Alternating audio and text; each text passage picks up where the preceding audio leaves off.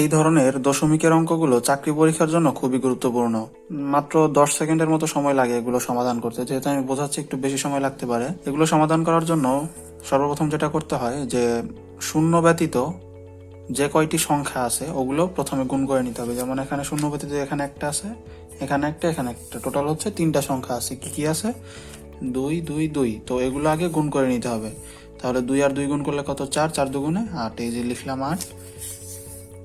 আর নিচে কয়টা আছে? নিচে আছে 1 আর এই যে 4। শূন্য ব্যতীত 1 আর 4 আছে, তাহলে 4 অক্ষে 4।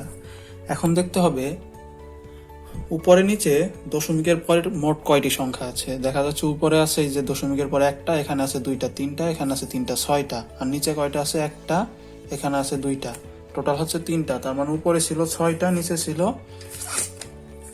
হচ্ছে 3টা। যে কয়টা কম যে পাশে থাকবে সেই পাশে ওই কয়টা শূন্য দিয়ে দিতে হবে। তাহলে নিচে 3টা যেহেতু কম ছিল তাই 3টা শূন্য। এখন কাটাকাটি করলে দেখা যাচ্ছে যে 8 দিয়ে যদি 40 কাটি তাহলে উপর হচ্ছে 1, নিচে হচ্ছে 5। তার মানে 1/হচ্ছে 500। এখন আমরা জানি 1/5 সমান কত?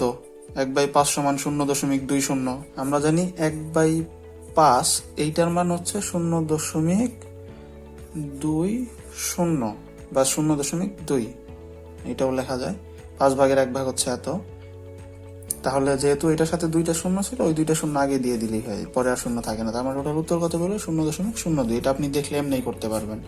তাহলে উপর হচ্ছে 8, নিচে 4 অক্ষে 4, 3টা কম ছিল, তার মানে 8/4000 লিখলেন। তার মানে 1/500। মেইনলি হচ্ছে 1/5। 1/5 সমান কত? 1/5 সমান হচ্ছে 0.20 বা 0.2।